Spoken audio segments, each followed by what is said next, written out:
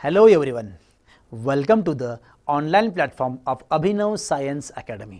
आज आपण सुरुवात करतोय एक मोस्ट बेसिक आणि मोस्ट इम्पॉर्टंट इनऑर्गॅनिक केमिस्ट्रीचा चॅप्टर, तो आहे केमिकल बॉन्डिंग. जर एक्झामसाठी पाहायला गेलो आपण तर MST CT असतात 2 क्वेश्चन, नीटसाठी असतात 2 क्वेश्चन आणि JEE मेन्ससाठी असतो 1 क्वेश्चन. या वेटेजवरून तुमच्या लक्षात आलं असेल की हा चॅप्टर किती इम्पॉर्टंट आहे. Chemical bonding, we have to see what is mean by a chemical bond. The attraction force which holds constituent particle such as ions atoms in a molecule.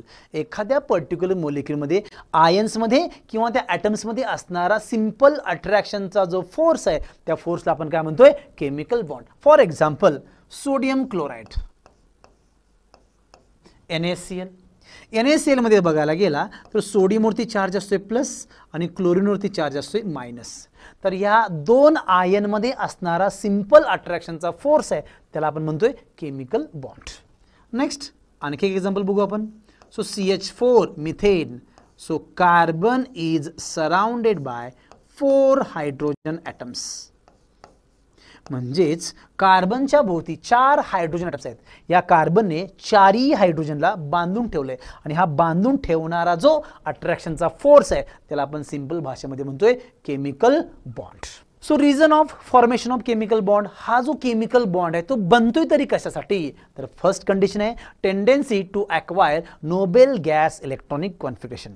कोणत्याही नोबेल गॅसचं तुम्ही इलेक्ट्रॉनिक कॉन्फिगरेशन बघायला गेला accept hydrogen, ते असते त्याचं octet complete means NS2 NP6. N हा त्याचा आउटर शेल असतोय आणि त्याच्या आउटर शेलमध्ये 8 इलेक्ट्रॉन्स आहेत. म्हणजे आता त्याचं ऑक्टेट कंप्लीट असल्यामुळे त्याला ना इलेक्ट्रॉन द्यायची गरज आहे ना घ्यायची गरज आहे, त्यामुळे तो स्टेबल कन्सिडर केला जातोय. त्यामुळे कोणताही मॉलिक्यूल जो आहे तो ऑक्टेट रूल सॅटिस्फाय करण्याचा प्रयत्न करत असतोय. नंतर नेक्स्ट कंडिशन आहे tendency to acquire minimum energy. ज्या वेळेस हे दोन्ही ॲटम्स एखादा बॉन्ड फॉर्म करतात, दोघांची एनर्जी कमी असल्यामुळे तो बॉन्ड जो आहे तो स्टेबल बॉन्ड फॉर्म होतोय. Valence electron. The number of electrons present in the outermost energy level of an atom is called as valence electron. जे आउटर शेल मध्ये इलेक्ट्रॉन असतात त्यांना आपण व्हॅलन्स इलेक्ट्रॉन म्हणतोय. Only valence electron take part in chemical bonding. आणि हे एवढेच फक्त व्हॅलन्स इलेक्ट्रॉन जे आहेत तेच केमिकल बॉन्डिंग मध्ये पार्टिसिपेट करू शकतात. Valency of an atom depends mainly on the valence electron. कोणत्याही ॲटमची व्हॅलन्सी जी आहे ती त्या व्हॅलन्स इलेक्ट्रॉनवरती डिपेंड असते. Atoms having 8 electrons in their outermost shell are stable and chemically inert. म्हणजेच ज्यांच्या आउटर शेल मध्ये 8 इलेक्ट्रॉन असतात ते केमिकली कसे असतात, स्टेबल आणि इनर्ट असतात. त्यामुळं आपण त्यांच्या स्टॅबिलिटीसाठी हे ऑक्टेट कंप्लीट होणं खूप इम्पॉर्टंट आहे. मग हे ऑक्टेट कंप्लीट करण्यासाठी तो काय करू शकतोय, तर an atom can acquire 8 electrons in outer shell by 2 means. जे 2 मेथडनं, बाय लूजिंग और ॲक्सेप्टिंग इलेक्ट्रॉन, तो आपला इलेक्ट्रॉन लॉस करू शकतोय किंवा दुसऱ्याचा इलेक्ट्रॉन आपल्याकडे गेन करू शकतोय. Next by sharing of electron, म्हणजे ते जे ॲटम्स आहेत आपला इलेक्ट्रॉन शेअर सुद्धा करू शकतात. तर या मेथडनं ते काय करू शकतात, तर आपले ऑक्टेट जो आहे तो ऑक्टेट आपला कंप्लीट करू शकतात. Types of chemical bond. आपण आता मेन पार्टमध्ये एंटर करतोय. तर आपल्याला मेनली 3 टाईपचे बॉन्ड आपल्याला शिकायचे आहेत. सो पहिला बॉन्ड आहे आयोनिक और इलेक्ट्रोव्हॅलंट बॉन्ड. 2 नंबरचा आहे आपल्याकडं कोव्हॅलंट बॉन्ड आणि 3 नंबरचा आहे कोऑर्डिनेट और डेटिव्ह बॉन्ड. आज आपण फर्स्ट टाइप बॉन्ड स्टार्ट करतोय, तो आहे आयोनिक और electrovalent bond. The bond formed between 2 atoms by complete transfer of electron. म्हणजे आयोनिक बॉन्ड बनण्यासाठी इथं इलेक्ट्रॉन जो आहे तो कंप्लीट ट्रान्सफर केला जातोय. फॉर एक्झाम्पल आपण कन्सिडर करूया एक जनरल ए. आपल्याकडे एक ए ॲटम आहे ज्याच्याकडे एक आउटर शेलमध्ये एक व्हॅलन्स इलेक्ट्रॉन शिल्लक आहे आणि हा बी एक ॲटम आहे. एने आपला एक जो इलेक्ट्रॉन जो आहे तो कंप्लीटली लॉस केला. लॉस केल्यामुळे ए वरती चार्ज येतोय प्लस, आणि हा लॉस केलेला जो इलेक्ट्रॉन जो आहे तो बीनं गेन केला आणि बीनं गेन केल्यामुळं बी वरती जो चार्ज येतोय तो येतोय मायनस, आणि या दोघांच्या कॉम्बिनेशनमधून जो बॉन्ड बनला तो असतोय आपला कोणता, आयोनिक बॉन्ड. आपण एक जनरल एक्झाम्पल घेऊया, सोडियम क्लोराईड. Na मध्ये बघायला गेला तर Na च्या आउटर शेलमध्ये असणाऱ्या इलेक्ट्रॉनची संख्या दाखवतो मी तुम्हाला 281, आणि Clच्या आउटर शेलमध्ये असणाऱ्या इलेक्ट्रॉनची संख्या आपल्याकडे 287. म्हणजे सोडियमच्या आउटर शेलमध्ये एक इलेक्ट्रॉन एक्स्ट्रा आहे आणि क्लोरीनच्या आउटर शेलमध्ये एक इलेक्ट्रॉन कमी आहे. सो सोडियम जो आहे तो आपला एक इलेक्ट्रॉन लॉस करतोय. आपला एक इलेक्ट्रॉन लॉस केल्यामुळं सोडियमवरती येतोय प्लस चार्ज, आणि तोच एक इलेक्ट्रॉन गेन केल्यामुळं क्लोरीनवरती येतोय minus charge.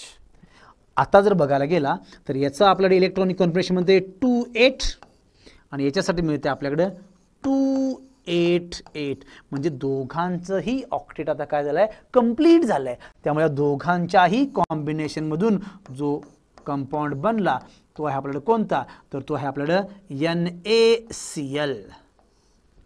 NaCl, sodium chloride. तर हा आहे आपल्याला असणारा आयोनिक बॉन्ड जिथं इलेक्ट्रॉन कम्प्लिटली ट्रान्सफर केला जातोय.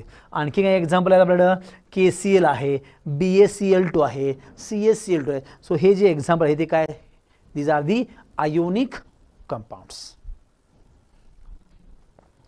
So condition to formation of ionic bond. एखादा आयोनिक बॉन्ड बनायचा म्हटला की कोणकोणत्या कंडिशन लागतात, तर first, generally ionic bond formed between metal and non metal. हा जो आयोनिक बॉन्ड बनला तर हा बनण्यासाठी एक मेटल आणि एक नॉन मेटल असावाच लागतो.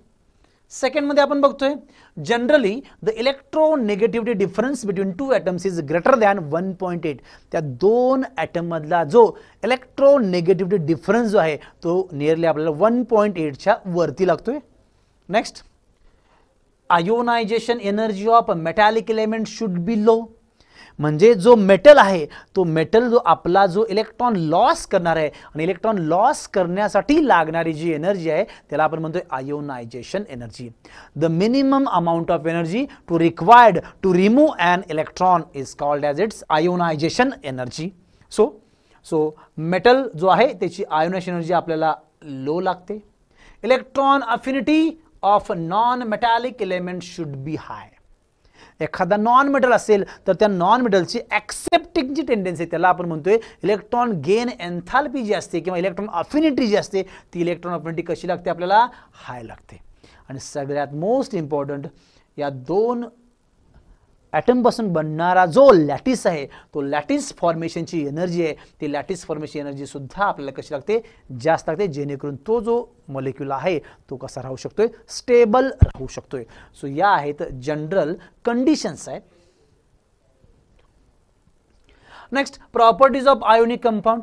पर्टिक्युलर आपण जर प्रॉपर्टी सांगायचं म्हटलं तर कोणकोणत्या प्रॉपर्टी सांगू शकतोय. First, generally ionic compounds are solid crystalline at room temperature. Particular room temperature म्हणजे आपण कन्सिडर करतो 25 डिग्री सेल्सिअस. रूम टेम्परेचरला हे जे आयोनिक कंपाउंड्स असतात ते कसे असतात, सॉलिड फॉर्ममध्ये असतात. आणि सॉलिड फॉर्ममध्ये असल्यामुळेच ionic compounds are hard and brittle. हे जे असतात हे कसे असतात, हे कठीण असतात पण कसे असतात, ठिसूळ असतात. Next, generally ionic compounds have high melting and boiling point. म्हणजे यांचा मेल्टिंग पॉईंट आणि बॉइलिंग पॉईंट कसा असतोय, तर तो असतोय हाय.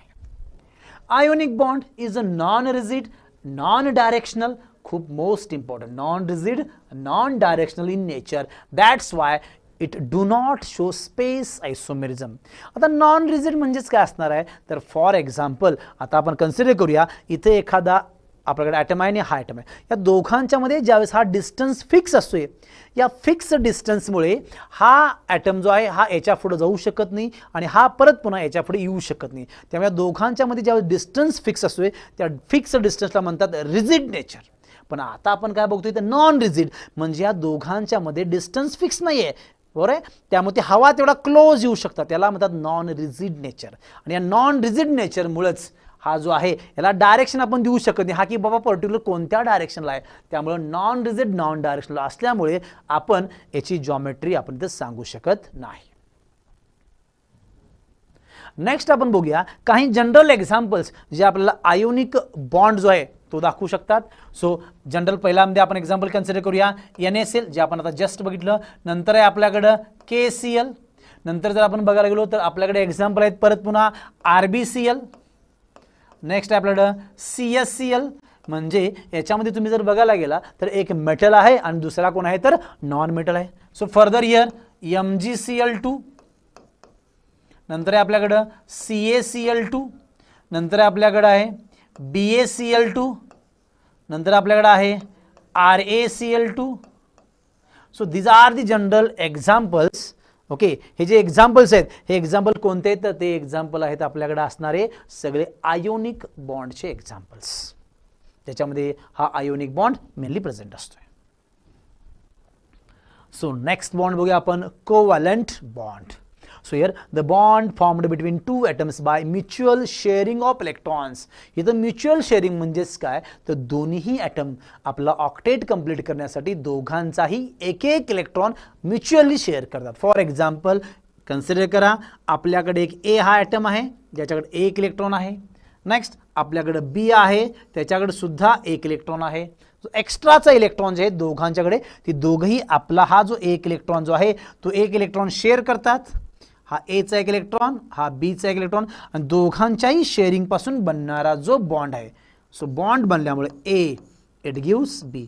आता या बॉन्डमध्ये एक इलेक्ट्रॉन एचा आहे तर दुसरा इलेक्ट्रॉन बीचा आहे. त्यामुळं आता जर आपण काउंटिंग जर करायला गेलो तर याच्यामध्ये करत असताना दोन्ही जे इलेक्ट्रॉन्स आहेत ते एच्या खात्यामध्ये सुद्धा काउंट होणार आणि बीच्या खात्यामध्ये सुद्धाही काउंट होणार. म्हणजे एचा इलेक्ट्रॉन स्वतःचा आणि बीचा इलेक्ट्रॉन तो स्वतःच्या खात्यामध्ये काउंट करून घेऊ शकतोय. तसा सेम बी आपला स्वतःचा इलेक्ट्रॉन आणि एचा इलेक्ट्रॉन आपल्या खात्यामध्ये काउंट करून घेऊ शकतोय. आपण एक्झाम्पल थ्रू जाऊया आपण. सो वन एक्झाम्पल घेऊया आपण. तर आपण पहिलं एक्झाम्पल घेऊया. सो यार मिथेन CH4.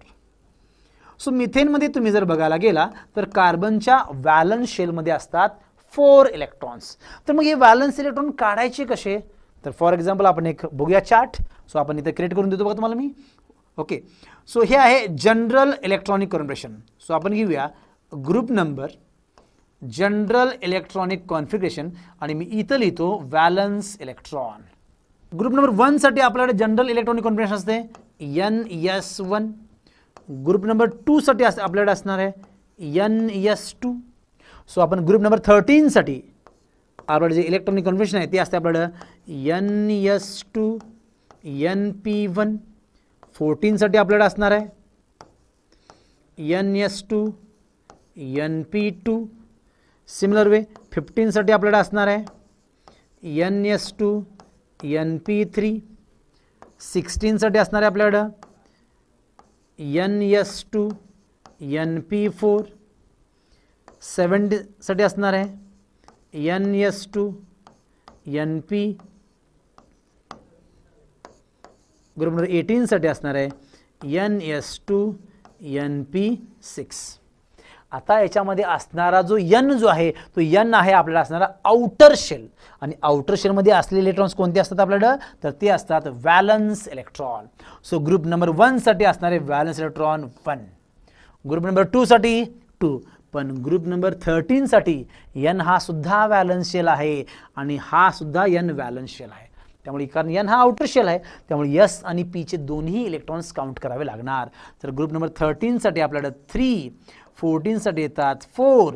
15 साठी येतात 5. 16 साठी येतात 6. 17 साठी 7 आणि 18 साठी 8. म्हणजे याच्यामध्ये आपण एक छोटीशी ट्रिक सांगू शकतोय की बाबा की 13 पासून 18 पर्यंत ज्यावेळेस हे जे ग्रुपचे एलिमेंट्स येतात त्यांचे व्हॅलन्स इलेक्ट्रॉन काउंट करण्यासाठी त्या ग्रुप नंबरचा समोरचा जो डिजिट आहे 1 तो आपल्याला काय करावा लागतोय कॅन्सल करावा लागतोय जेणेकरून मिळणाऱ्या इलेक्ट्रॉनची संख्या म्हणजेच काय असतात त्याचे ते व्हॅलन्स इलेक्ट्रॉन. ओके, आपण जाऊया कार्बन. सो मिथेनमध्ये जाऊया. सो कार्बन आहे आपल्याकडं. कार्बन आहे ग्रुप नंबर 14चा एलिमेंट ज्याच्या आउटर शेलमध्ये किती इलेक्ट्रॉन्स आहेत 4 म्हणजेच कार्बन हा आहे. सो कार्बनकडे 1 2 3 4 4 इलेक्ट्रॉन्स आहेत. सिमिलर वे त्याला कनेक्ट असणारा जो हायड्रोजन आहे त्याच्याकडे बघा. सो हायड्रोजन हा फर्स्ट ग्रुपमध्ये एलिमेंट आहे 1. टोटल 4 हायड्रोजन ॲटम्स आहेत. हा 1 आणि हा 1. सो कार्बन आणि हायड्रोजन या दोघांनीही जो आपला जो इलेक्ट्रॉन जो आहे तो म्युच्युअली शेअर केल्यामुळे त्या दोघांच्या मध्ये बॉन्ड असा बनला, इथं शेअरिंग. ओके, आता जर आपण इलेक्ट्रॉन काउंट करायला गेलो तर हायड्रोजन जो आहे तो आपला डुप्लेट कंप्लीट करू शकतो. सो 1+1 स्वतःचा एक इलेक्ट्रॉन आणि कार्बनचा एक इलेक्ट्रॉन. नंतर नेक्स्ट कार्बन जो आहे तो तिचे स्वतःचे 4 इलेक्ट्रॉन आणि हायड्रोजन पासून मिळालेले 4 इलेक्ट्रॉन यापासून बनणारा जो आहे टोटल 8 इलेक्ट्रॉन्स बनले. त्यामुळे इथं जो बनणारा बॉन्ड आहे तुमचा तो कोणता असू शकतोय? So covalent bond. Similar way हा जो बॉन्ड आहे तसा H2 मध्ये असू शकतोय, अमोनियामध्ये सुद्धा हा कोव्हॅलंट बॉन्ड जो आहे तो असू शकतो. Next, condition to formation of a covalent bond. एखादा कोव्हॅलंट बॉन्ड बनायचा असेल तर कोणकोणत्या कंडिशन आपल्याला अप्लाय करायला लागतात? सो फर्स्ट आहे generally covalent bond between here non metal and non metal. हा जो कोव्हॅलंट बॉन्ड बनला तर हा बॉन्ड कुणामध्ये बनतोय? एखादा नॉन मेटल आणि दुसरा सुद्धा आपल्याला नॉन मेटलच हवा, मग हा कोव्हॅलंट बॉन्ड बनतोय. Generally the electronegativity difference is less than 1.8. या दोघांच्या मधला जो इलेक्ट्रोनेगेटिव्हिटी डिफरन्स असतोय तो 1.8 पेक्षा कमी असतोय. नेक्स्ट आपण बघतोय प्रॉपर्टीज ऑफ कोव्हॅलंट बॉन्ड. या कोव्हॅलंट बॉन्डच्या प्रॉपर्टीज. सो फर्स्ट प्रॉपर्टी आहे, so generally covalent bond are liquid or gases at room temperature except I2. म्हणजे जनरली आपण जर बघायला गेलो तर हा जो कोव्हॅलंट जे बॉन्ड असणारे जे कंपाऊंड्स आहेत ते कसे असतात? रूम टेम्परेचरला लिक्विड किंवा गॅसियस फेजमध्ये असतात. पण आपल्याकडे एक्सेप्शन आहे, एक्सेप्शन म्हणजे अपवाद. I2 हा जर I2 ची जर फिजिकल स्टेट बघायला गेला तर I2 ची फिजिकल स्टेट असते आपल्याकडे सॉलिड स्टेट आहे, त्यामुळे आपण याला अपवाद असं म्हटलंय. Next, generally covalent compounds are soft and waxy. हे जे कंपाऊंड्स ते कसे असतात? सॉफ्ट आणि वॅक्सी असतात, म्हणजे मऊ आणि ऑइली असतात. Except diamond. इथं अपवाद आहे आपला डायमंड. डायमंडमध्ये असणारा जो बॉन्ड आहे तो कोणता आहे? तर तो आहे आपल्याकडं covalent bond. Generally covalent compound have low melting and boiling point, कारण यांची फिजिकल स्टेट जी आहे ती गॅस आणि लिक्विड असल्यामुळे यांचा मेल्टिंग बॉइलिंग पॉइंट कमी असतोय. पण इथं सुद्धा आपल्याला परत पुन्हा अपवाद आहे, एक्सेप्शन आहे ते गुणाचं डायमंड आणि कॉर्ड्स ज्यांचे मेल्टिंग आणि बॉइलिंग पॉइंट्स हाय आहेत. Covalent bond is rigid and directional in nature, that's why it shows space isomerism. मी तुम्हाला मगाशी म्हटलं होतं तसं हा रिजिड आहे, म्हणजे या दोन ॲटममध्ये असणारा डिस्टन्स जो आहे तो फिक्स आहे आणि फिक्स्ड डिस्टन्समुळे आपण याला डायरेक्शन देऊ शकतोय. त्यामुळं हा कसा असतोय? डायरेक्शनल नेचरमध्ये आहे. एक एक्झाम्पल मी इमॅजिन करून सांगतो तुम्हाला. For example methane. जर मिथेनमध्ये आपण जर बघायला गेलो तर हा कार्बन आहे. कार्बनच्या भोवती हे जे 4 हायड्रोजन्स आहेत हे 4 हायड्रोजन्स असे असतात. म्हणजे हे जे कार्बनचं जे नेचर ह्याला टेट्राहायड्रल नेचर असं म्हणतात. या दोघांच्या मध्ये असणारा हा जो इथून ते इथपर्यंत डिस्टन्स जो आहे तो डिस्टन्स सुद्धा फिक्स्ड असतोय, त्यामुळे आपण त्याला म्हणतोय रिजिड नेचर. आणि याला डायरेक्शन असल्यामुळं आपण याला डायरेक्शनल क्वांटिटी म्हणतोय. त्यामुळं हा दाखवत असताना आपल्याला स्पेस आयसोमेरिझम सांगतोय. म्हणजे हा सांगत असताना आपल्याला याची टेट्राहायड्रल जॉमेट्री शो करतोय. नेक्स्ट आहे आपल्याला आपण बघूया काही असे एक्झाम्पल्स जे बाबा आपण म्हणू शकतो की याच्यामध्ये एखादा कोव्हॅलंट बॉन्ड बनू शकतोय. सो फर्स्ट एक्झाम्पल आपल्याला जे नोन एक्झाम्पल आहे H2. नंतर आपण बघितलं अमोनिया, कारण याच्यामध्ये बघायला गेला तर हायड्रोजन सुद्धा नॉन मेटल आहे, ऑक्सिजन सुद्धा नॉन मेटल आहे. याच्यामध्ये बघायला गेला नायट्रोजन सुद्धा नॉन मेटल आहे आणि हायड्रोजन सुद्धा परत पुन्हा नॉन मेटल्स आहे. परत पुन्हा आपण घेऊया PCl3 फॉस्फरस ट्रायक्लोराइड. इथं जो असणारा फॉस्फरस आहे तो सुद्धा एक नॉन मेटल आहे, क्लोरीन सुद्धा नॉन मेटल आहे. नंतर आपण घेऊ शकतोय एक्झाम्पल आपण कन्सिडर करूया हिअर PCl5. हा सुद्धा फॉस्फरस पेंटाक्लोराइड जो आहे तो सुद्धा एक कोव्हॅलंट बॉन्डचे एक्झाम्पल सांगतोय. त्यामुळं एखाद्या पर्टिक्युलर मेटल नॉन मेटलमध्ये बनणारा बॉन्ड आहे तुमचा आयोनिक, पण नॉन मेटलमध्ये बनणारा जो बॉन्ड आहे तो आहे आपला कोणता? तर कोव्हॅलंट बॉन्ड. तर आपण बघूया so distinguish between ionic and covalent bond. या जनरल प्रॉपर्टीज आहेत त्याच्या. सो आपण बघू शकतोय. So here so generally ionic compounds are here solid, but here covalent compounds are liquid और gaseous state. Ionic compound are hard and brittle and covalent compound are here soft and waxy. So generally ionic compounds have high melting and boiling point. Here, so they have low melting and boiling points.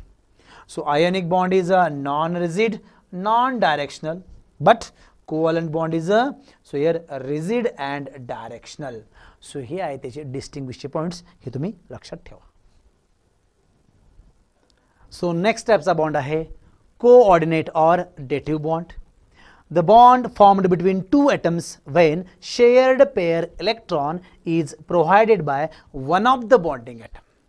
म्हणजेच आता याच्यामध्ये इलेक्ट्रॉनचं sharing होणार आहे, पण ते sharing कोण करणार आहे, तर त्या दोन ॲटम मधल्या एक जो ॲटम आहे तो आपला एक इलेक्ट्रॉन पेअर शेअर करतोय. फॉर एक्झाम्पल आपण असं म्हणू शकतोय, हा ए आहे माझ्याकडं, ए कडे एक इलेक्ट्रॉन पेअर आहे आणि हा आहे बी. जो बी हा जो आहे तो इलेक्ट्रॉन डेफिशियंट नेचरमध्ये आहे, त्याला इलेक्ट्रॉनची गरज आहे. आता ए कडे इलेक्ट्रॉनची संख्या जास्त असल्यामुळे हा आपला जो इलेक्ट्रॉन पेअर आहे तो शेअरिंगमध्ये टाकतोय, त्यामुळे जो बॉन्ड बनला तो बॉन्ड अशा टाईपचा बनला. So A dash B. Okay, आता हा जो बॉन्ड बनलाय या बॉन्डमध्ये दोन्ही इलेक्ट्रॉन एचेच आहेत, पण शेअरिंगमध्ये टाकल्यामुळं ते दोघांचे आपण खात्यामध्ये काउंट करू शकतोय. फॉर एक्झाम्पल आपण एक एक्झाम्पल कन्सिडर करूया, रमेश आणि Suresh.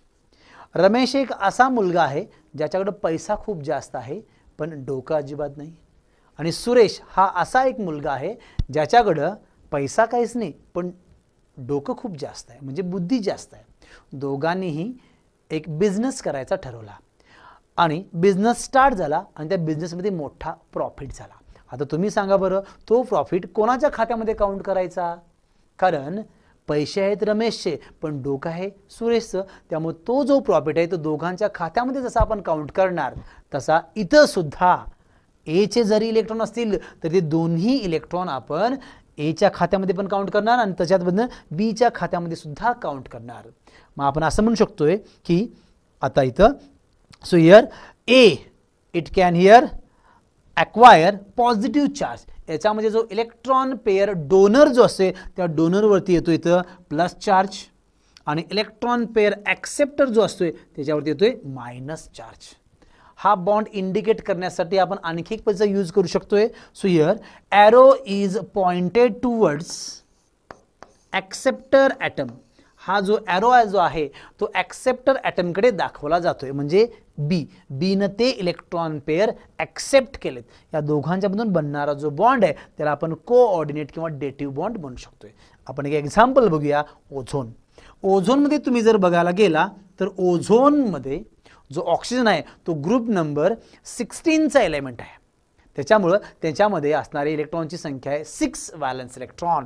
So ozone, so oxygen 1 2 3 4 5 6, here oxygen also 1 2 3 4 5 6, here also oxygen 1 2 3 4 5 6.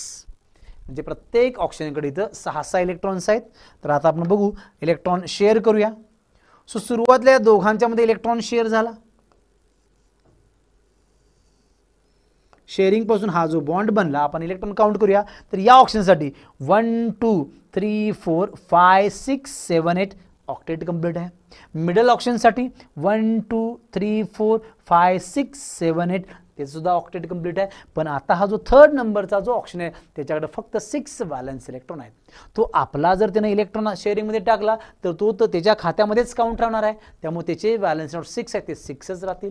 पण समजा या ऑक्सिजन जर आपले दोन्ही पण इलेक्ट्रॉन जर याला देऊन टाकल्यामुळे याच्यावरती चार्ज येणार आहे प्लस आणि याच्यावरती येणार आहे मायनस. हा जो कंपाऊंड आहे तो आपल्याला असा देऊ शकतोय, ऑक्सिजन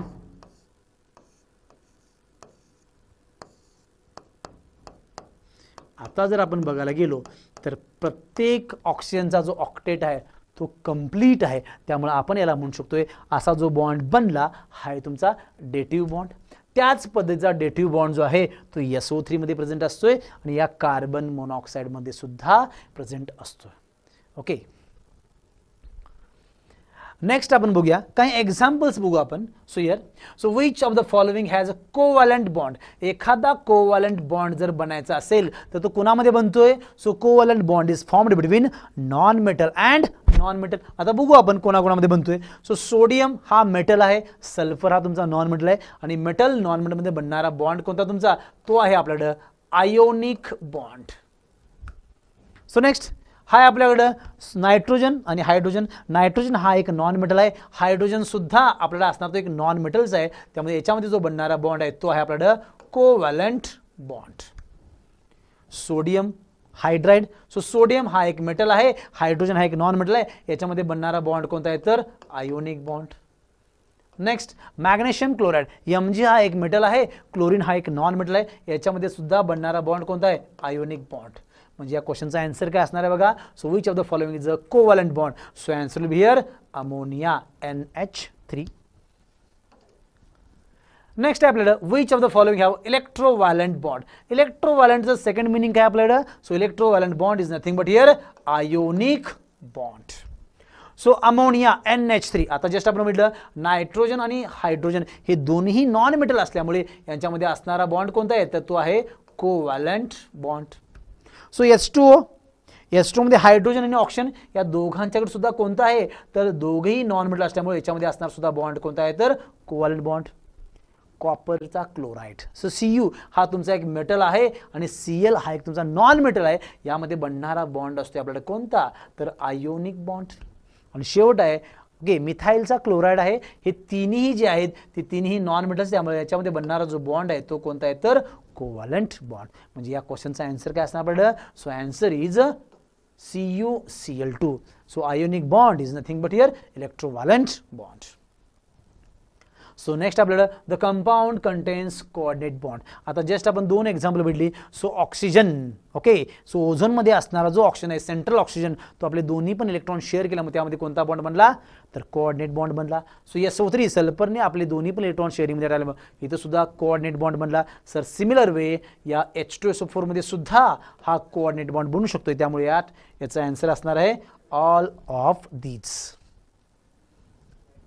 नेक्स्ट आपल्याला the simple example of a coordinate covalent bond is exhibit by. म्हणजे आता याच्यामध्ये कोऑर्डिनेट कोव्हॅलंट बॉन्ड असला पाहिजे.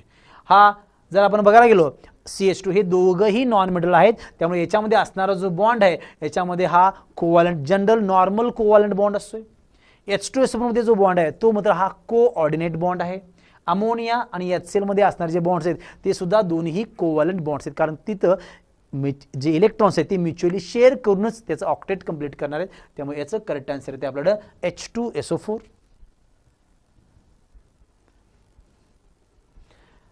So what type of bond are present in the following molecule. त्या मॉलिक्यूलमध्ये आपल्याला बॉन्ड सांगायचे कोणत्या टाईपचा बॉन्ड बनलाय. तुम्ही जनरली सांगू शकता आता, कारण मेटल नॉन मेटल तुम्हाला तर आयडिया आली असेल. सो आपण सांगू शकतोय की मॅग्नेशियम फ्लोराइड MgF2 हा मॅग्नेशियम हा आपला मेटल आहे आणि फ्लोरीन हा नॉन मेटल आहे, त्यामुळे याच्यामध्ये बनणारा जो बॉन्ड आहे तो आहे आपल्याला कोणता तर आयोनिक बॉन्ड.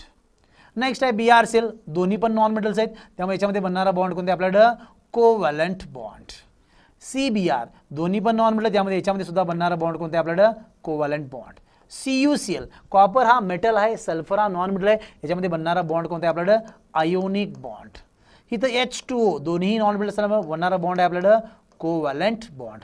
HNO3 याच्यामध्ये जर तुम्ही बघायला गेला तर HNO3 नायट्रोजन जो आहे तो आपले दोन्ही पण जे इलेक्ट्रॉन्स आहेत ते ऑक्सिजनला प्रोव्हाइड करतोय, त्यामुळे याच्यामध्ये बनणारा बॉन्ड आहे आपल्याला DB means here dative bond. Next SO2 याच्यामध्ये असणारा सुद्धा कोणता बॉन्ड आहे आपल्याला तर डेटिव्ह बॉन्ड आहे. सल्फर जो आहे तो आपले इलेक्ट्रॉन जे ते ऑक्सिजनला देऊ शकतोय. नंतर आहे NaOH मध्ये बघायला गेला तर Na हा जो आहे हा मेटल आहे, ऑक्सिजन आणि हायड्रोजन जो आहे तो नॉन मेटल आहे, त्यामुळे आपण याच्यामध्ये म्हणू शकतोय की याच्यामध्ये आयोनिक बॉन्ड सुद्धा आहे विथ याच्यामध्ये कोव्हॅलंट बॉन्ड सुद्धा आहे.